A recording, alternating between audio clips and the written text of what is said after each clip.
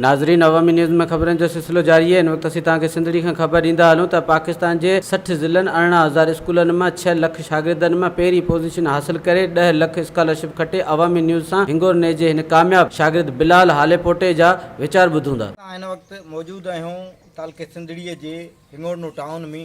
हिन टाउन जो बुनियादु विझंदड़ उन फैमिलीअ सां असां मौजूदु आहियूं जंहिं फैमिलीअ मुख़्तलिफ़ वक़्तनि में क़ौमी तहरीकुनि में हिसो वरितो, हारनि जे हुक़ूक़ जी ॻाल्हि कई ऐं उन फैमिलीअ जे टीं पीढ़ीअ खां पोइ उन जो जेको नौजवान आहे उन जंहिं पाकिस्तान जी 60 ज़िलनि मां 18,000 स्कूलनि मां ऐं 6 लख शागिर्दनि मां पहिरीं पोज़ीशन हासिलु कई।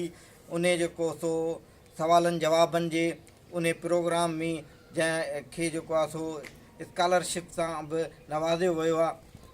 ज़रूरत उन ॻाल्हि जी आहे त घटि वसाइल जे बावजूदि बि उहे शागिर्द जेको आहे सो मुल्क में कहिड़ी पोज़ीशन ते ऐं कहिड़नि ॾुखियानि खां पोइ पहुता आहिनि, उन हवाले सां अचो त उन सां ऐं उन जे वालदेन ऐं उस्तादनि सां ॻाल्हायूं त उन्हनि जो छा चवणु आहे। तजुर्बो कीअं रहियो जो तव्हां पूरे मुल्क में तव्हांखे वटि जेको आहे सो वसाइलनि जी तमामु घणी खोट हुई, पोइ बि तव्हां जेको आहे सो इहो इन में हिसो वरितो ऐं इहो जेको आहे सो हुन में कामयाबी हासिलु थी, तव्हांखे केतिरियूं दुश्वारियूं पेश आयूं हिन में? दुश्वारियूं त का बि शइ कोन हुई, छो त नॉलेज हिकिड़ी आहे जेका सभिनि खां अहम हुई। दुश्वारियूं असांजे स्कूल जी जेका बिल्डिंग आहिनि, बिल्डिंग जो स्कूल सां तालुक़ु सिर्फ़ु ऐं सिर्फ़ु वेहण जो हूंदो आहे, बाक़ी पढ़ाई जेका हूंदी आहे उहा उस्तादनि ते निर्भर कंदी आहे त उस्ताद कीअं थो पढ़ाए। ऐं माशाअल्लाह असांजा उस्ताद मूंखे बहितरीनु पढ़ायो। नंढे हूंदे खां ई मां उन्हनि जी रहनुमाई में रहियोसि। उन्हनि माशाअल्लाह नंढे हूंदे खां मूंखे बहितरीनु पढ़ाईंदा रहिया ऐं मूंखे एतिरी वधीक मुश्किलात बि कोन थी अॻियां वधण में। बाक़ी हा, इहो डपु हो त शायदि ऐं रहिजी वञा। लाहौर जा स्कूल हुआ, KPK जा स्कूल हुआ, हुते 6 लख ॿार हुआ, 18,000 स्कूल जेके पूरे पाकिस्तान जे अंदरां हुआ, त थोरो डपु हो, पर पंहिंजी नॉलेज ते थोरो यकीन हो त आउं इंशाअल्लाह करे वेंदुसि। जेको आहे सो इन में केतिरियूं के ॾुखियाइयूं पेश आयूं या तव्हांजो ॿियनि वालदेन लाइ कहिड़ो मैसेज आहे? से प्रोग्राम जे हवाले सां पहिरीं थोरो इहो तारीफ़ कराइणु चाहींदुसि त शुरूआति में त मूंखे ख़बर कोन्हे जेको एॾे लेवल जो प्रोग्राम आहे। बिलाल मूं वटि आयो, चई बाबा आउं स्कूल मां सिलेक्ट थी वई आहियां ऐं अॻिते असां डिस्ट्रिक्ट लेवल ते वेंदासीं। अहिड़े नमूने सां कारवां हलंदो रहियो। डिस्ट्रिक्ट खां पोइ प्रोविंस में, पोइ कंट्री लेवल जो मुक़ाबिलो थियो ऐं अल्हम्दुलिल्लाह तमामु घणी अल्लाह पाक जी करम नवाज़ी थी जो बिलाल उन्हनि सभिनीनि में फस्ट पोज़ीशन हासिलु कई। हर सूबे मां 2 ॿार चूंडियऊं, first, second, third position.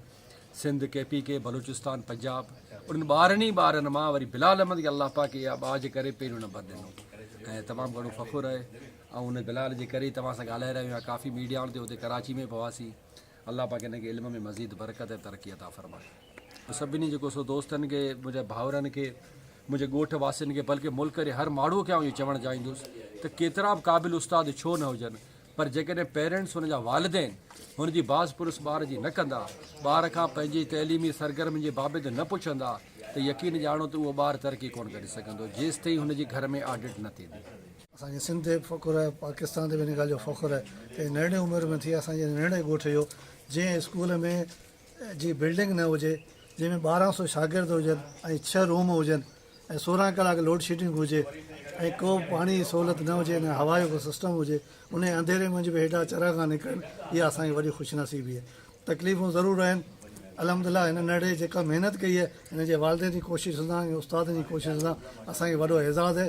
Pakistan ते बि असांखे हिन में एज़ाज़ु आहे त भई हेॾे वॾे टैलेंट जा माण्हू असांजे सिंध में बि वेठा आहिनि। उनखे अॻिते कयो वञे, उनखे तइलीम जे हवाले सां उनखे सहूलियतूं ॾिनियूं वञनि। अल्हम्दुलिल्लाह जेके बि असांजे ॻोठ जा रवासी आहिनि, जेके अञा पोइ ते शागिर्द पढ़नि पिया, उन्हनि लाइ असीं पैगाम था ॾियूं त उहे बिलाल वांगुरु वधीक महिनत कनि, वधीक पंहिंजे पाण खे उजागर कनि, छो जो ज़रूरी कोन्हे त ग़ुर्बत ई का तइलीम खे रोके सघे थी। तइलीम सिर्फ़ु पंहिंजे हुनर सां, पंहिंजी महिनत सां ईंदी, उन में ग़ुर्बत या अमीरी को सुवाल ई कोन्हे। हीअ अल्हम्दुलिल्लाह असांजे नंढे ॻोठ जो शागिर्द अल्हम्दुलिल्लाह अल्लाह हिनखे तरक़ी ॾे ऐं हिन जे वालिदैन खे ख़ुशि रखे।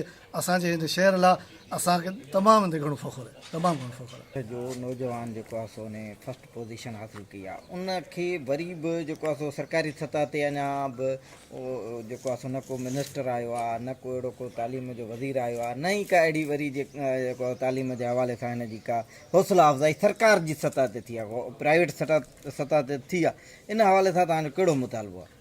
साईं, ॻाल्हि इहा आहे त इहो ई असां ॿारहाड़ी वारनि जो अलमियो रहियो आहे त असांखे हमेशह इन्हनि ॻाल्हियुनि में नज़रअंदाज़ कयो वियो आहे।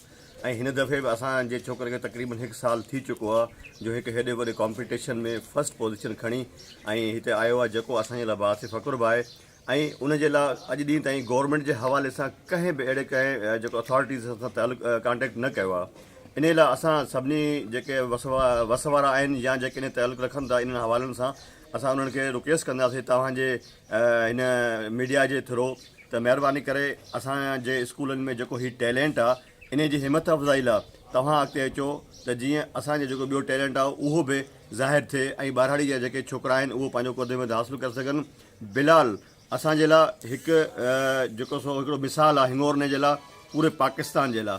हाणे उन जी हिमत अफ़ज़ाई, उन जी सपोर्ट करण जे लाइ असां तव्हांजे थ्रू तवसुत सां सभिनी जेके अथॉरिटीज़नि खे रिक्वेस्ट कंदासीं त महिरबानी करे जेतिरो थी सघे जल्द खां जल्द हिन सां कॉन्टेक्ट करे हिन जी हिमत अफ़ज़ाई करे को प्रोग्राम सेट कयो वञे ऐं हिन खे ॿियनि इनामनि सां नवाज़ियो वञे त जीअं माहौल बहितर थिए ऐं असांजे तइलीमी हवाले सां सिस्टम खे बहितर कयो वञे। महिरबानी। ज़रूरत उन ॻाल्हि जी आहे त सरकार पारां नौजवान जी हौसला अफ़ज़ाई कई वञे, हिन जी तालीम लाइ वधीक सहकार कयो वञे त जीअं नौजवाननि जी हौसला अफ़ज़ाई थी सघे, दुनिया जे अंदरि ही पाकिस्तान जो नालो रोशन करे सघे। वधीक ख़बरनि ऐं तफ़सील लाइ विज़िट कयो अवामी news Facebook page, YouTube page ऐं अवामी न्यूज़ वेब